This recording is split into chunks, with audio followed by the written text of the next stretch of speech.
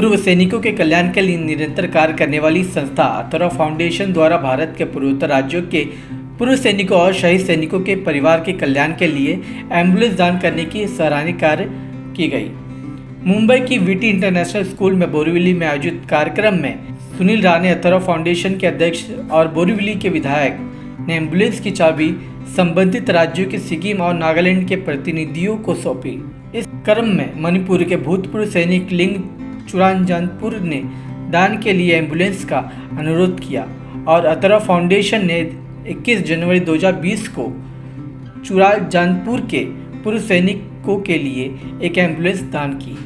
कार्यक्रम के पश्चात सुनील राणे ने व्यक्तिगत रूप से पूर्व सैनिकों और शहीद सैनिकों के परिवार से मिले और उनके विभिन्न आवश्यकता और जरूरतों पर चर्चा की। विधायक सुनील राणे द्वारा राज्य सैनिक बोर्ड को अथर्व फाउंडेशन ने एक एम्बुलेंस नागालैंड और दूसरी सिक्किम के लिए दान की। इसके अलावा अथर्व फाउंडेशन ने आने वाले समय में असम, मेघालय, त्रिपुरा और मिजोरम जैसे राज्यों में 4 और एम्बुलेंस दान करने की योजना बनाई है।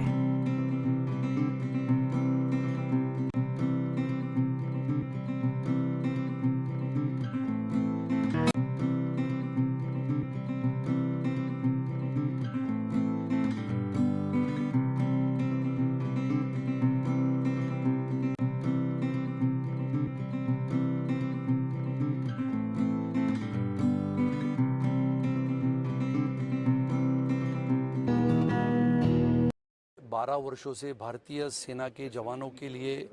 लगातार बहुत सारे उपक्रम करती है। विशेष रूप से अपने सेना के जवान जो शहीद होते हैं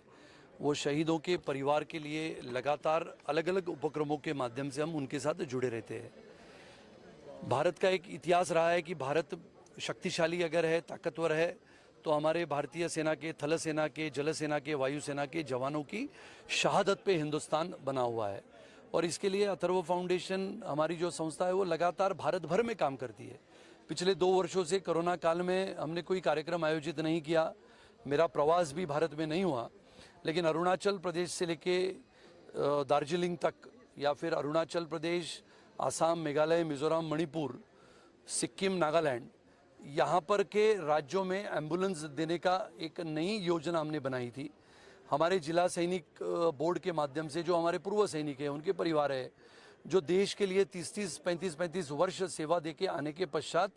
पहाड़ी इलाकों में वापस अपने घर में रहने को जाते हैं, उनके लिए आरोग्य की सेवा हो,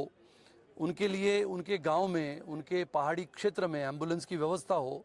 इसके लिए एक नया उपक्रम हमने शुरुआत की थी, जिसके तहत हमने पहले बार मणिपुर में एक एम्बुलेंस हमने भेंट दी थी। आज का ये कार्यक्रम के माध्यम से हमने नागालैंड और सिक्किम के राज्यों के लिए जो हमारे पूर्व सैनिक राज्य बोर्ड है, जिसको हम जिला सैनिक बोर्ड कहते हैं, वो जिला सैनिक बोर्ड के तहत ये 2 एम्बुलेंस हमने आज यहाँ से उनको भेंट कर दी है। आने वाले समय में मिजोरम, मेघालय, सिक्किम जो है और दार्जिलिंग, यहाँ पर की जो सेवाएं हैं एम्बुलेंस की, वो भी हम करने वाले हैं। और ये उपक्रम अथर्व फाउंडेशन के माध्यम से लगातार चलते रहता है। कर्नल कपूर साहब हमारे साथ है, कर्नल राजे, कर्नल चौचे, ये लगातार हमारे साथ काम करते रहते हैं। भारत की विशेषता ये है कि जैसे मैंने कहा कि उत्तरी पूर्व सीमा के पार चीन है और लगातार चीन की पास से आने वाले आतंकवादी या फिर जम्मू कश्मीर में पाकिस्तान के माध्यम से आने वाले आतंकवादियों के साथ लगातार हमारे सेना के जवान लड़ते रहते हैं, आतंकवादियों को मार गिराते हैं, लेकिन कभी ना कभी, कहीं ना कहीं, बहुत बार हमारे भारतीय सेना के जवान भी शहीद होते हैं। उनके शहीद होने के पश्चात उनके परिवार को ये लगे कि पूरा देश हमारे परिवार के साथ खड़ा है। इसके लिए हम सब मिलते हुए हमारे सेना के जवानों के प्रति सच्ची श्रद्धा और सम्मान जताने का काम करते हैं। इसके अलावा और भी सुविधा आप उपलब्ध करवाएंगे? सुविधाएं तो हम लगातार बहुत सारी करते हैं। जैसे हमारे शहीद जवानों की बेटी को पढ़ाने के लिए आदरणीय प्रधानमंत्री श्री नरेंद्र मोदी जी द्वारा बेटी बचाओ बेटी पढ़ाओ अभियान पूरे देश भर में चलता है। लेकिन इसी बेटी बचाओ बेटी पढ़ाओ अभियान के तहत हमने एक आधुनिक कल्पना, एक नई कल्पना हमने सोची थी कि हमारे शहीद परिवारों के घर में जो बेटियां हैं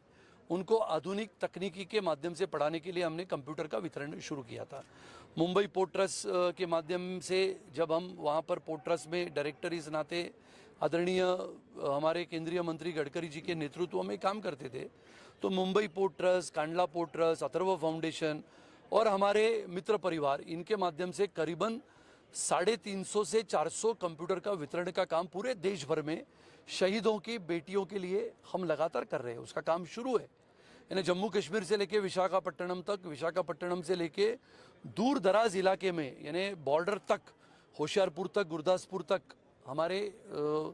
अथर्व फाउंडेशन के कार्यकर्ता इन बेटियों के पास पहुंचते हैं, उनको पढ़ाने के लिए आधुनिक तकनीकी के माध्यम से कंप्यूटर का वितरण करते हैं। आपकी तरफ से जो अच्छे कार्य किए जाते हैं, एम्बुलेंस भी दिए जाते हैं, लेकिन जब इन एम्बुलेंस को देने के बाद आपकी कितनी नज़र आगे भी बनी होती है कि जो सेवा है लोगों तक पहुंच रही है, उसकी कंडीशन क्या है, आगे भी आप इसका ध्यान होता है आपको? पहला तो ये ऐसा है कि ये कोई साधारण नागरिकों को हम नहीं देते हैं, ये हम देते हैं जो पूर्व सैनिक है, जिन्होंने इस देश के लिए पिछले 1-2 नहीं तो 30-30 साल सेवाएं दी है। यानी आप विचार करो, मणिपुर में जो हमारे कर्नल सिलथो है, जिन्होंने उम्र के 20 साल में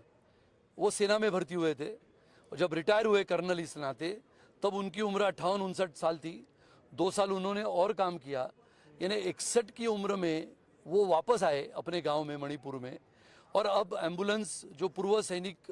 बोर्ड होता है, जिला सैनिक बोर्ड होता है, उसके माध्यम से वो अभी एम्बुलेंस उनके कार्यालय में लगी हुई है। तो ये एम्बुलेंस हमारे पूर्व सैनिकों के हाथों में रहती है, और हमारा पूरा विश्वास है जो सैनिक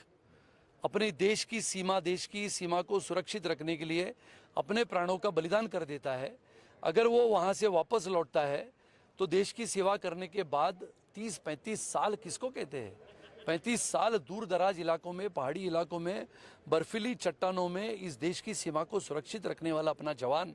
जब वापस आता है तो सब नियमों का पालन करते हुए सभी नागरिकों को सोई सुविधा देने का प्रयास करता है। खर्चा कौन उठाएगा सर? खर्चे जो होते हैं, पेट्रोल है, डीजल है, या वो उनका जिला सैनिक बोर्ड है, जिला सैनिक बोर्ड होता है। जिला सैनिक बोर्ड को देश की अलग अलग अपने विभागों के माध्यम से, जिला सैनिक बोर्ड यानी जो निवृत्त सैनिक होता है, उसके लिए विविध योजनाएं से सरकार कोई भी हो, सरकार ये सब योजनाएं करती रहती है। मैं Atharva foundation group of institutions के साथ हूँ तकरीबन 8 साल से, और जो हमारे सुनील राणे जी एक कर्म योगी हैं, ये इतना कर्म करते हैं फौजियों के लिए,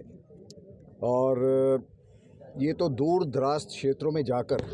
जो मार्टियर्स हैं, जो शहीद हैं, उनके परिवारों से मिलते हैं,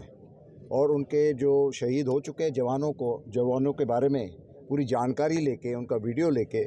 फिर कार्यक्रम करते हैं हम NSCI में, वर्ली में, जो 3-4 साल से कर रहे थे,